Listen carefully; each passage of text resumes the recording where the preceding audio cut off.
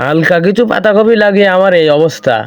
আর যারা বিঘা বিঘা acre acre জমি এরকম ফসল করেছে, না জানে আল্লাহ তাদের কি অবস্থা রেখেছে, বেশি আছে কিনা আল্লাহ পাক ভালো জানে।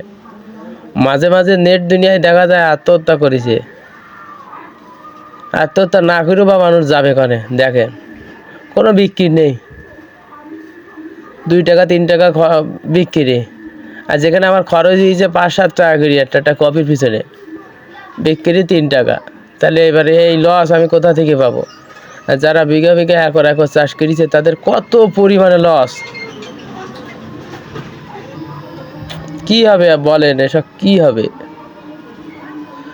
মানুষ যদি একদিন দেখবেন মানুষ সব চাষ করা ছেড়ে দিয়েছে, তখন মর সব দেশের মানুষও মর, কৃষকও মর, সবাই একসাথে মর।